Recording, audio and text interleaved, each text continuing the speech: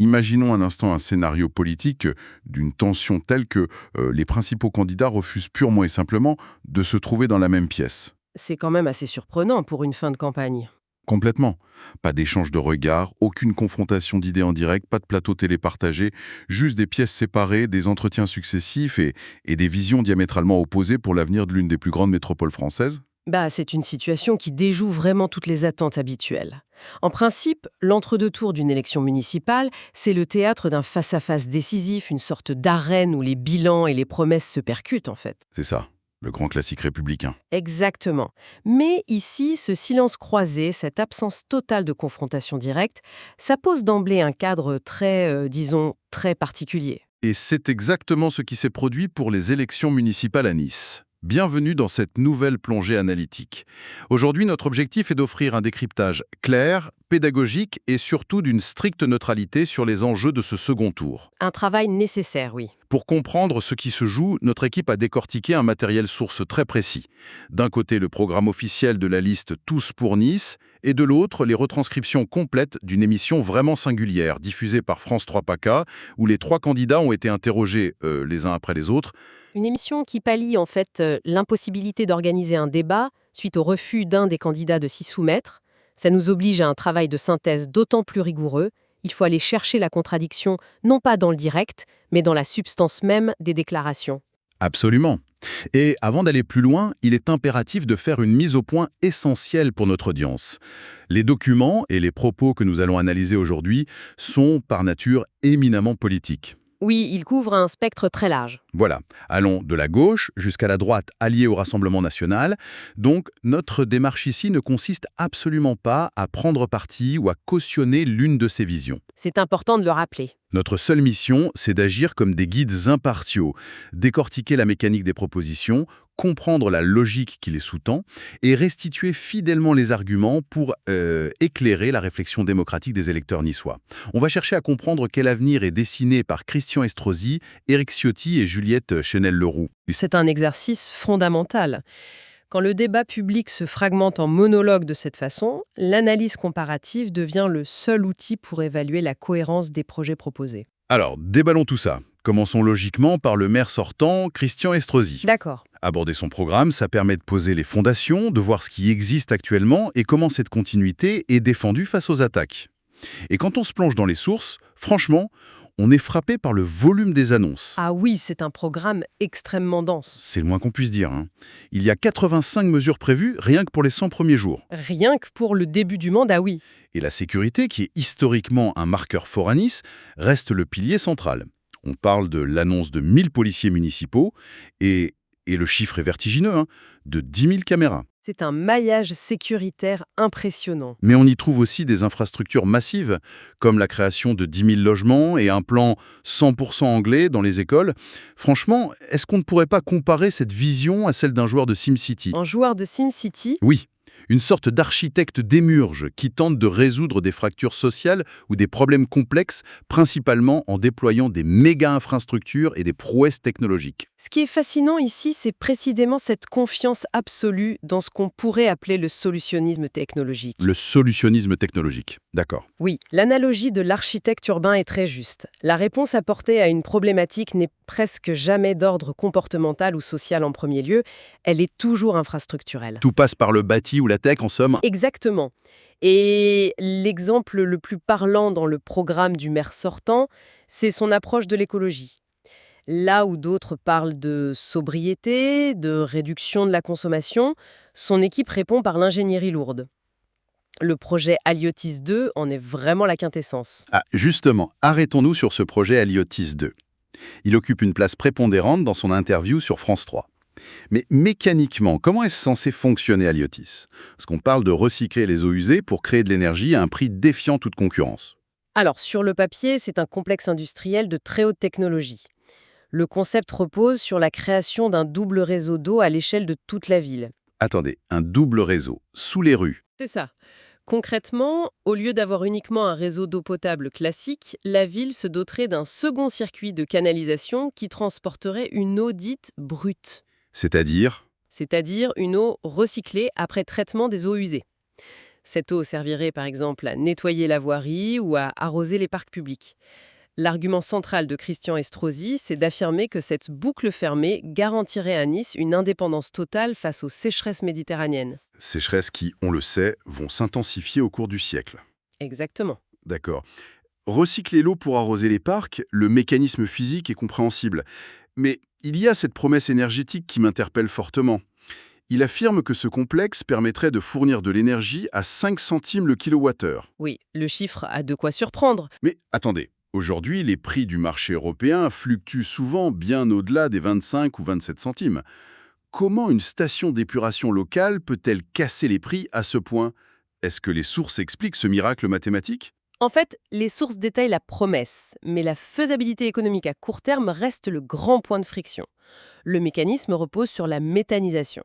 Donc, on utilise les déchets. Voilà, on récupère les boues des eaux usées pour produire du biogaz, qui est ensuite transformé en électricité ou en chaleur. C'est une technologie qui est parfaitement maîtrisée aujourd'hui. D'accord. Cependant, arriver à un prix de revient final de 5 centimes le kilowattheure pour le consommateur, ça suppose d'amortir des coûts de construction initiaux absolument colossaux. Ah oui, pour bâtir ce fameux double réseau. Sous toute la ville, oui. C'est une vision industrielle à très long terme qui demande des investissements initiaux massifs avant d'être rentable. Et c'est là que la réalité électorale vient percuter la vision de l'architecte. Car malgré ses projets pharaoniques, au soir du premier tour, la calculatrice est formelle. Le maire sortant accuse un retard de 15 060 voix sur son principal adversaire, Éric Ciotti. C'est un retard significatif, en effet, et ça l'oblige à modifier sa posture. Lors de son intervention télévisée, il n'adopte pas du tout le ton d'un candidat en sursis. Au contraire, il invoque une remontada. Il emprunte carrément le vocabulaire footballistique. C'est un choix très conscient. Il transforme un déficit arithmétique en une sorte d'épopée de reconquête. Et son calcul stratégique repose entièrement sur une donnée majeure, le réservoir des 100 000 électeurs abstentionnistes du premier tour. Il fait donc le pari que le choc des résultats va réveiller un électorat modéré qui serait resté chez lui. Mais bon, la meilleure défense, ça reste l'attaque. Et il ne s'en prive pas. Non, il ne se contente pas de promettre, il sort les chiffres de l'adversaire pour les démonter en direct. Éric Ciotti promet une baisse de 20% de la taxe foncière. Christian Estrosi rétorque immédiatement que cette baisse représente un trou de 50 millions d'euros dans le budget de fonctionnement de la ville. Ce qui n'est pas rien pour une municipalité. Pas du tout. Et il pose des questions très concrètes. Comment compenser 50 millions? Faudra-t-il licencier 2000 fonctionnaires, notamment les agents spécialisés dans les écoles maternelles? Ou alors faudra-t-il faire passer le prix du repas à la cantine, qui est aujourd'hui subventionné à 80 centimes à son coût réel de 10 euros? C'est une manœuvre politique classique, mais qui est redoutablement efficace. Il traduit une promesse macroéconomique abstraite, donc la baisse d'impôts, en une menace microéconomique immédiate pour le quotidien des familles. C'est beaucoup plus palpable pour les électeurs. Tout à fait. Il demande implicitement de choisir entre une réduction sur la feuille d'imposition et le maintien des services publics de proximité. Ce qui nous fait une transition parfaite pour examiner la stratégie de celui qui mène la course en tête. Soit on continue de bâtir avec des impôts, soit on ferme les robinets de la dépense. Et c'est exactement le positionnement d'Éric Ciotti. Une approche radicalement différente. Complètement. D'ailleurs, c'est pertinent de rappeler ici que c'est lui qui a refusé le débat en face à face. D'après nos sources, il justifie ce choix par un climat devenu, selon ses propres mots, toxique, pollué par les insultes et les invectives. En refusant l'arène du débat, il tente en fait de se placer au-dessus de la mêlée. C'est vraiment la posture du favori qui refuse de redescendre dans l'arène pour affronter un bilan qu'il considère déjà comme un naufrage. Il veut incarner la gravité et la rupture face à ce qu'il perçoit comme une gestion beaucoup trop dispendieuse. Et pour marquer cette rupture, il s'avance avec une liste qui se revendique transpartisane, bien que portée sous les couleurs de l'UDR, mais c'est un attelage politique assez complexe quand on y regarde de près. Oui, la composition de la liste est très commentée. On y retrouve des figures de la droite traditionnelle, des membres de l'UDI, des sensibilités écologistes même, mais aussi des personnalités issues du Rassemblement national comme Benoît Candel, un ancien responsable de la gendarmerie locale. Une alliance assez inédite. Oui, et pourtant, lorsqu'il est interrogé sur cette alliance, Éric Ciotti rejette vigoureusement l'étiquette d'extrême droite. Il affirme porter les valeurs de la droite classique.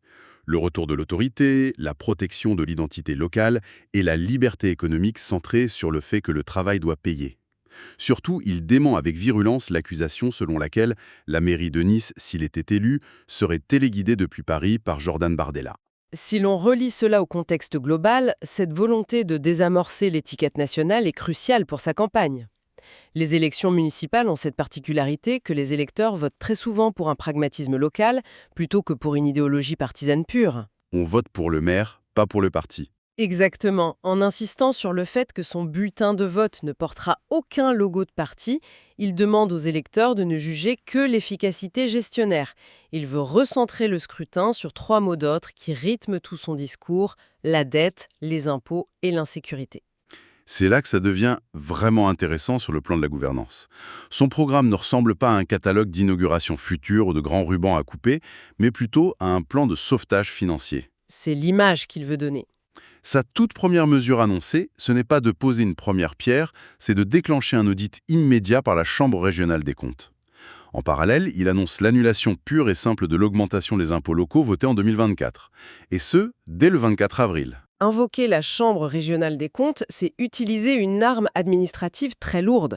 Pour l'expliquer simplement, c'est un peu l'équivalent de faire appel à la police financière de l'État pour éplucher chaque ligne de dépenses du maire précédent. Ah oui, c'est un geste fort. C'est une façon d'officialiser un soupçon de mauvaise gestion directement devant les citoyens. Mais attendez. Il y a une contradiction apparente dans cette chronologie financière qui mérite quand même d'être soulignée. Il se présente comme un PDG de crise, un cost-killer rigoureux qui veut faire un audit pour voir l'état réel des finances. Jusque-là, c'est cohérent. Très bien, mais dans la même phrase, il promet une baisse d'impôt de 20% qui, comme on l'a vu avec les chiffres de son adversaire, amputerait les recettes de 50 millions d'euros immédiatement. Comment la logique financière tient-elle? Comment peut-on promettre de réduire drastiquement les revenus d'une ville dès le premier jour, avant même d'avoir obtenu les résultats de cet audit censé révéler l'ampleur des dettes? Eh bien, c'est le paradoxe inhérent à ce type de promesse de rupture. La promesse de baisser les impôts est un impératif électoral absolu pour mobiliser sa base. Il faut bien donner des gages aux électeurs. Exactement.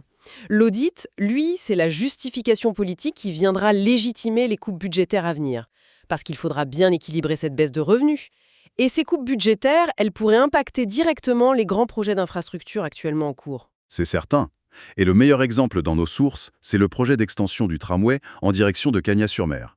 C'est un projet métropolitain majeur qui est chiffré entre 500 et 700 millions d'euros. Une somme considérable. Face à cela, Éric Ciotti appuie violemment sur le frein. Il refuse d'engager la ville sur une telle somme, affirmant qu'on ne dépense pas l'argent qu'on n'a pas. Il subordonne carrément l'avenir de ce tramway aux conclusions de son futur audit. C'est l'illustration parfaite du clivage entre les deux hommes. Là où le sortant voit l'infrastructure comme un moteur de développement qui finira par s'autofinancer grâce à l'attractivité générée, le challenger voit l'infrastructure comme un gouffre financier immédiat. Deux philosophies opposées. Totalement.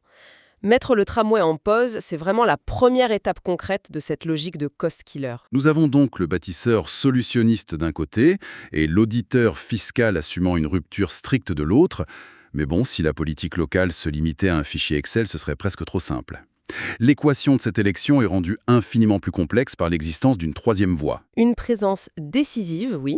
Car Juliette Chenel-Leroux, la candidate soutenue par les écologistes, le Parti socialiste et le Parti communiste, a décidé de se maintenir au second tour. Et ça, c'est un véritable séisme dans les habitudes politiques locales. Vraiment, hein? Ah oui, pour bien comprendre, en France, il existe une tradition non écrite qu'on appelle le Front républicain.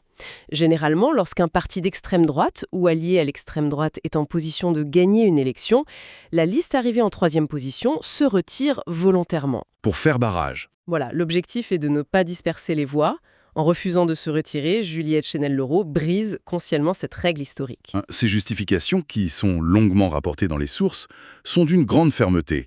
Elle refuse de choisir parce qu'elle estime que la ligne de fracture entre Christian Estrosi et Éric Ciotti est devenue illusoire. Elle renvoie les deux candidats dos à dos. C'est ça. Elle pointe du doigt une porosité à la fois dans l'histoire politique locale et dans la composition actuelle des équipes entre le camp du maire sortant et les idées de la droite dure. Pour elle, se sacrifier sur l'autel du Front républicain, ça reviendrait à offrir un chèque en blanc à des politiques qui, in fine, partagent un socle commun sur les questions de sécurité ou d'aménagement. Son raisonnement, c'est de dire que choisir le moindre mal, c'est finalement cautionner le mal. Elle préfère demander aux électeurs un vote d'adhésion à ses propres idées, plutôt qu'un vote de simple rejet d'un adversaire. C'est audacieux. Oui, car elle estime qu'une ville comme Nice ne peut pas être laissée pendant 6 ans sans aucune voix de gauche ou écologiste au sein du conseil municipal. Et justement, sa définition de l'écologie est aux antipodes de la station d'épuration high-tech à 5 centimes le kilowattheure. Ah, on est très loin du solutionnisme technologique. Exactement. Elle déconstruit totalement l'image écologique du maire sortant. Elle prend pour cible la fameuse coulée verte, qui est souvent présentée comme la grande réussite verte de ces dernières années. Dans leur transcription, elle qualifie cet aménagement de simple jardinage posé sur une dalle de béton. Le terme jardinage est fort. Très fort, et elle insiste sur le coût invisible de ce projet, la destruction de repères culturels emblématiques pour les Niçois, comme le théâtre et le palais des congrès Acropolis. Cela souligne une divergence fondamentale sur le concept même de l'aménagement urbain. Pour son équipe, la véritable écologie n'est pas qu'une question d'esthétique ou de verdure. Planter des arbres en surface, ça ne compense pas la destruction d'infrastructures culturelles qui cimentent la vie d'une cité. C'est une vision plus globale. Oui, elle défend ce qu'elle appelle une écologie sociale, où l'environnement naturel et l'environnement social doivent être protégés simultanément. Alors, qu'est-ce que tout cela signifie pour la vie quotidienne des habitants? C'est là que son discours tranche radicalement avec les batailles de milliards d'euros de ses adversaires. Elle ramène l'attention sur les besoins primaires de la population urbaine. Et elle a des chiffres très parlants pour ça. Les sources mettent en avant un chiffre qu'elle martèle en boucle. La ville compte 14 000 logements accaparés par les plateformes de location de courte durée, type Airbnb. Il est crucial d'expliquer ce mécanisme. C'est un phénomène qui touche beaucoup de grandes villes. Absolument. Et quand 14 000 appartements sortent du marché locatif classique pour devenir des mini-hôtels pour touristes, l'offre s'effondre. Mécaniquement, les prix des rares loyers restants explosent. Et les conséquences humaines sont directes. C'est là que l'écologie sociale prend tout son sens. Exactement. Les étudiants ne trouvent plus à se loger, les travailleurs de la classe moyenne sont repoussés de plus en plus loin dans les vallées environnantes, et des situations tragiques émergent, comme des femmes victimes de violences conjugales qui se retrouvent piégées, faute de logements sociaux ou d'urgences disponibles en ville. C'est vraiment le cœur de sa campagne. Pendant que les deux autres candidats débattent du nombre de caméras de vidéosurveillance, elle met sur la table l'incapacité structurelle d'une grande partie de la population à se loger dignement dans sa propre ville. C'est un changement de paradigme. Tout à fait. Et elle élargit ensuite ce combat pour le quotidien à d'autres aspects de la ville locale, comme la qualité nutritionnelle de la cantine scolaire, en défendant le pouvoir d'achat des familles face à l'inflation. C'est presque l'archétype du combat de David contre deux Goliaths. Elle assume d'être minoritaire dans les sondages, mais elle veut agir comme un point de blocage éthique et social. Cela soulève une question importante sur la refondation de l'opposition locale. En assumant de ne pas pouvoir gagner la mairie cette fois-ci, elle vise en fait un autre pouvoir, celui de la vigie. Le rôle de vigie, c'est-à-dire? C'est être présente au conseil municipal, avoir accès aux dossiers de l'intérieur et pouvoir alerter l'opinion publique sur les délibérations financières ou environnementales. C'est une stratégie d'enracinement et de surveillance démocratique à long terme. Elle refuse la disparition pure et simple qu'aurait impliqué un retrait au nom du barrage républicain. Nous voici donc avec un panorama complet. Arrivé à ce stade de notre plongée analytique, il est temps de résumer, de manière claire, les 3 chemins qui s'ouvrent devant les électeurs. D'accord. Si l'on dresse une synthèse stricte des forces en présence, nous avons d'un côté la continuité d'une vision très axée sur l'infrastructure lourde, l'innovation technologique pour résoudre les défis climatiques et un bouclier sécuritaire massif, une ligne portée par Christian Estrosi. Ça, c'est la première option. Ensuite, on a une offre de rupture radicale avec cette gestion, promettant un assainissement drastique des finances via un audit, un coup de frein sur les grandes dépenses et un recentrage sur l'ordre et l'autorité classique incarné par Éric Ciotti. Le cost killer assumé. Voilà. Et enfin, un contre-modèle axé sur la justice sociale, l'encadrement strict du marché immobilier contre la spéculation touristique et la défense du quotidien des classes moyennes et populaires qui est défendu par Juliette Chesnel-Leroux. 3 visions du monde appliquées à un seul territoire. Et c'est là qu'il est indispensable de s'adresser à ceux qui détiennent réellement les clés de l'avenir de la cité, et tout particulièrement à la nouvelle génération. L'enjeu de la participation est crucial. On l'a évoqué tout à l'heure, il y a ce bassin immense de 100 000 abstentionnistes. Très souvent, on peut avoir le sentiment que la politique, c'est un jeu de postures abstrait, déconnecté de nos vies quotidiennes. Mais s'il y a bien une élection où le résultat se lit physiquement dans le paysage tous les matins, c'est l'élection municipale. Absolument. Les décisions prises au sein du conseil municipal, ce n'est pas de la haute diplomatie théorique. Ce sont des actes qui déterminent la réalité tangible de la ville. Des choses très concrètes. Oui, le prix des cantines, l'aménagement d'une rue en voie cyclable ou en axe routier, l'interdiction ou non des locations saisonnières excessives, l'accès au théâtre ou le nombre de policiers au coin de la rue. Déposer un bulletin dans l'urne lors de ces élections, c'est littéralement confier le mandat de façonner le béton, la terre et le tissu social de la ville pour les décennies à venir. C'est un pouvoir d'action direct qu'il est fondamental de saisir. Et cela nous ramène à notre constat de départ, qui est, il faut bien le dire, assez troublant.